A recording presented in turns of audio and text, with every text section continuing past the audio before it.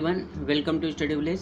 दोस्तों, आज हम बात करने वाले हैं अहोम विद्रोह और खासी विद्रोह। आज की वीडियो में जिसने भी पिछली वीडियो नहीं देखी जिसमें सन्यासी विद्रोह के बारे में हम बात की थी, और आज का टॉपिक बहुत ही इम्पोर्टेंट है। तो आज हम जानेंगे कि अहोम विद्रोह कहाँ पर हुआ और कहाँ पर हुआ था और कब हुआ था, इसका नेतृत्व किसने किया।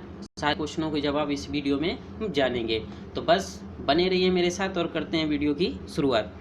तो आता है कि सबसे पहले हम जानेंगे कि अहोम विद्रोह जो हुआ था वो कहाँ पर हुआ था। तो अहोम विद्रोह जो हुआ था वो आसाम में हुआ था। कहाँ पर हुआ था? आसाम में। और इसका जो नेतृत्व किया था वो गोमधर ने किया था। गोमधर कुंवर और रूपचंद्र कोनार ने किया था। तो यहाँ पर पहला जैसे हमारा क्वेश्चन बनता है कि सबसे पहले कि जो अहोम विद्रोह हुआ था वो कहाँ हुआ था? तो आसाम में हुआ था। और इसका नेतृत्व किसने किया था? गोमधर कुंवर और रूपचंद्र कोनार ने किया था।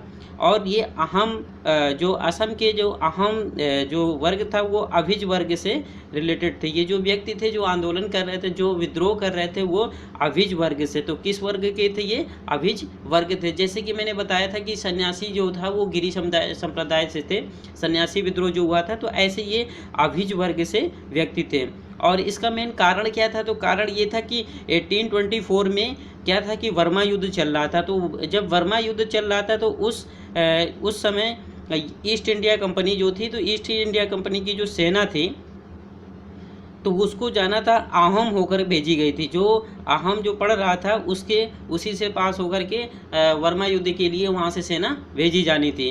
तो भेजी जानी थी। तो वहाँ पर हुआ ये कि सरकार ने युद्ध और वहाँ के लोगों से सरकार ने ये आश्वासन दिया उनको कि युद्ध समाप्ति के बाद में जो सेना है वो हम वापस बुला लेंगे। लेकिन हुआ ये कि बाद में क्या हुआ कि जब ये युद्ध खत्म हो गया और युद्ध खत्म होने के बाद में ये क्या हुआ कि जो आश्वासन उनको दिया था कि हम सेना को वापस बुला लेंगे अंग्रेजों द्वारा, तो उन्होंने क्या किया कि वो वापस नहीं बुलाया। जो उन्होंने आश्वासन दिया था वो आश्वासन को तोड़ दिया। और अपना जो आश्वासन तोड़ने के बाद में क्या हुआ कि जो ये दक्षिणी भाग था, वर्मा का जो दक्षिणी भाग था वो अपने अधीन कर लिया। मतलब वो दक्षिणी भाग जो वर्मा का था वो जीत चुके थे और अपने अधीन कर लिया था। तो अब इन्होंने जो आश्वासन दिया था अहोम लोगों को कि हम अपनी सेना को वापस बुला लेंगे, अब लेकिन जब ये वापस अपनी सेना को बुलाते नहीं हैं ईस्ट इंडिया कंपनी मतलब अंग्रेज, तो क्या होता है कि अहम जो प्रदेश के जो लोग थे उन्होंने इस अहम प्रदेश इन्होंने क्या किया कि जहाँ पर इन्होंने सेना रखी हुई थी अहम प्रदेश को, उसको भी अपने राज्य में सम्मिलित करने का प्रयास किया। तो इस प्रयास का विद्रोह हुआ और वही विद्रोह जाना जाता है अहोम विद्रोह में। जो अहम लोग थे उन्होंने वहाँ पर विद्रोह किया। तो यहाँ पर ये चीज़ समझ में आती है कि जो बर्मा युद्ध चल रहा था 1824 में, तो उसके लिए वहाँ से अहोम से पास होकर के सेना गई थी और सेना को वापस बुलाने का आश्वासन दिया था वहाँ के लोगों से कि जैसे ही युद्ध खत्म होगा तो हम वापस सेना को बुला लेंगे। लेकिन क्या किया कि युद्ध खत्म हो गया। युद्ध खत्म होने के बाद भी ये अपने ईस्ट इंडिया कंपनी जो थी सेना वापस नहीं बुलाया, बल्कि और ये प्रयास किया गया कि वहाँ पर अपने जो अहम प्रदेश था उसको अपने अधीन करने का प्रयास किया गया। तो इसका ये विद्रोह हुआ। वहाँ के जो अहम लोग थे उन्होंने विद्रोह किया।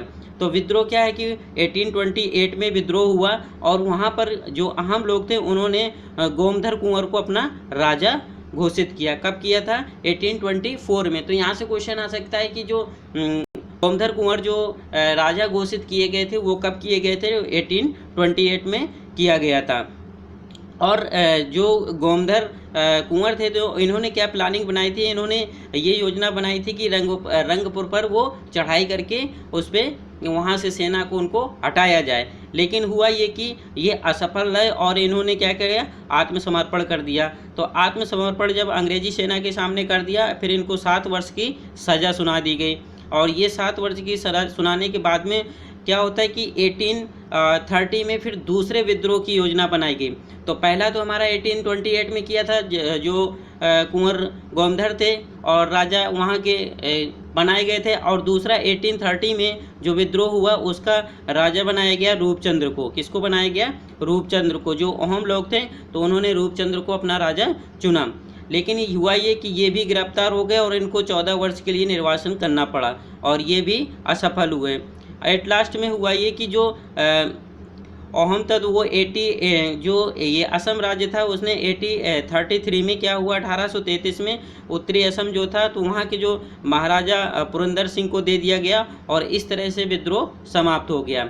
तो मेन विद्रोह का कारण यही था कि जो सेना वहाँ से बर्मा युद्ध के लिए जो भेजी गई थी और वो सेना ने वहाँ पर भी अपने राज्य में उसको प्रयास किया सम्मिलित करने के लिए, जो असम राज्य था तो उसका विद्रोह हुआ, यही हमारा अहम विद्रोह था। तो यहाँ पर 2-3 क्वेश्चन हमारे बन सकते हैं कि जो अहम विद्रोह था उसका नेतृत्व किसने किया, तो गोमधर कुंवर ने किया और दूसरी बार उनको राजा चुना गया था, किनको, रूपचंद्र कोनार को चुना गया था। और इसके बाद में हमारा आता है नेक्स्ट टॉपिक आता है कि खासी विद्रोह हुआ। तो खासी विद्रोह की अगर हम बात करते हैं तो जो अहोम विद्रोह हुआ था पैरेलल उसके खासी विद्रोह भी चल रहा था, दोनों पैरेलल ही या कह सकते हैं दोनों समांतर ही चल रहे थे। जो 1820 यहाँ से 1828 से लेकर के 33 तक के बीच में जो था वही उसी टाइम पीरियड में अहोम विद्रोह भी हुआ और उसी टाइम पीरियड में ये एक खासी विद्रोह भी हुआ। तो अब यहाँ पर जानते हैं कि जो अहम विद्रोह हुआ था वो असम में हुआ था, बट यहाँ पर क्या है, ये जो खासी विद्रोह हुआ ये मेघालय में हुआ था। कहाँ हुआ था, मेघालय में। और इसका नेतृत्व कौन कर रहे थे, इसका नेतृत्व कर रहे थे राजा तीरथ सिंह। कौन कर रहे थे, राजा तीरथ सिंह। और यहाँ पर भी सेम कंडीशन थी और सेम यही था कि ईस्ट इंडिया कंपनी ने क्या किया था, जो खासी की पहाड़ी थी कामरूप और सिलट, तो इन पर वो अपना अधिकार प्राप्त कर लिया था, इन पर अपना कब्जा प्राप्त कर लिया था ईस्ट इंडिया कंपनी ने।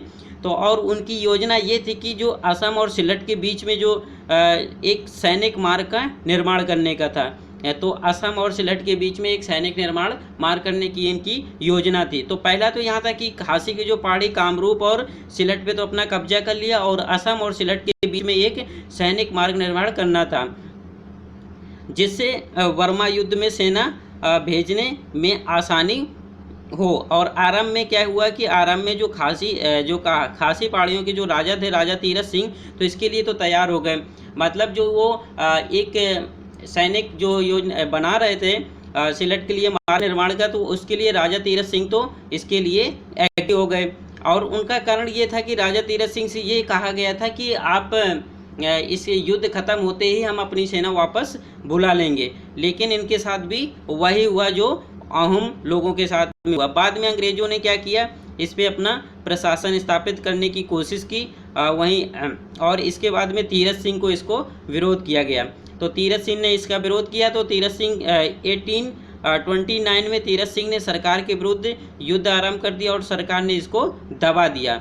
जब इसको दबा दिया तो फिर इसको तीरथ सिंह को निर्वासित करके ढाका भेज दिया। तो यहाँ से एक क्वेश्चन ये बन सकता है कि जो खासी विद्रोह के नेता थे या जो उसका नेतृत्व कर रहे थे, तो उनको निर्वासित किया गया, तो किस जगह भेजा गया था, तो इनको ढाका भेज दिया गया था। और ये 1834 में उनकी वहीं पर मृत्यु हो गई थी, जिससे ये भी विद्रोह वहाँ पर समाप्त हो गया था।